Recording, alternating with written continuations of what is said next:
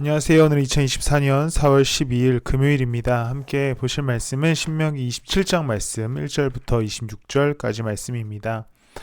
이제 법률에 대한 세세한 이야기들은 끝이 나고 어떻게 가나안 땅에 들어가서 살아가야 할 것인지에 대해서 기록하는데요.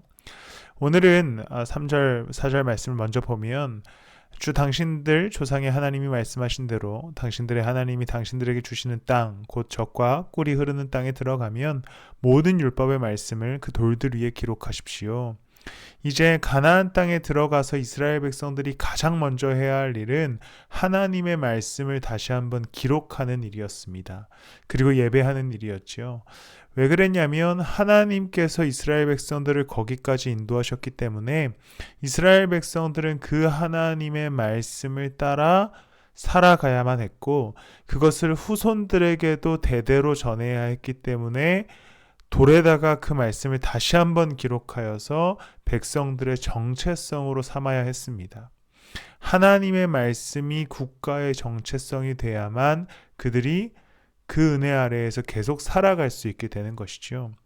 11절부터 끝절까지는 그 반면에 율법을 지키지 않고 말씀을 따라가지 않고 살아가는 삶의 여러 가지 양태들이 나오고 그것이 곧 저주를 받는다라고 기록됩니다.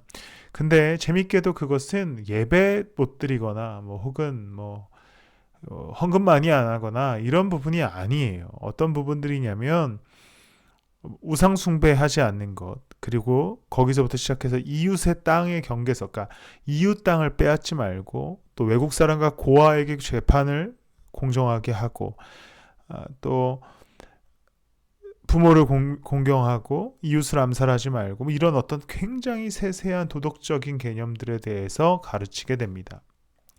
그래서 마지막 절 말씀을 보면 이 율법 가운데 하나라도 실행하지 않는 자는 저주를 받는다 하면 모든 백성은 아멘 하십시오 라고 말씀하게 되지요. 말씀을 지켜 행하는 것이 이스라엘 백성들에게 주어진 가나안 땅에서의 명령이자 태도였습니다.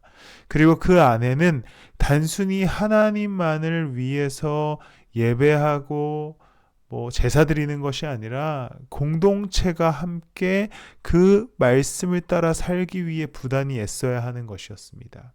가난한 자들을 돕고 이웃을 사랑하고 또 욕심을 부리지 않고 욕망을 부리지 않으며 공동체를 말씀 안에서 이뤄가야 하는 것이 이스라엘 백성들이 가나안 땅에 들어가기 전에 가져야 했던 하나님의 마음이었던 것이죠.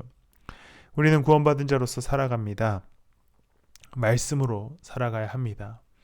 내 욕망과 내 생각으로 살아가는 인생이 아니라 그리스도의 말씀으로 살아가는 인생이 돼야만 그 안에서 진정한 위로와 평안이 있을 줄 믿습니다. 오늘 하루 또 이 주말 그리스도와 함께 말씀으로 사랑하며 살아가는 여러분들이 되시기를 축복합니다. 기도하겠습니다. 주님, 예수 그리스도의 십자가로 우리를 구원하여 주셨고 이제 주님의 살아있는 말씀을 우리 마음에 새겨 살아갑니다. 그저 신앙의 행위로만 머물러 있는 우리의 삶이 아니라 이제 말씀대로 사랑하며 섬기며 살아가는 우리가 되게 하여 주시옵소서. 감사드리며 예수님의 이름으로 기도드렸습니다. 아멘.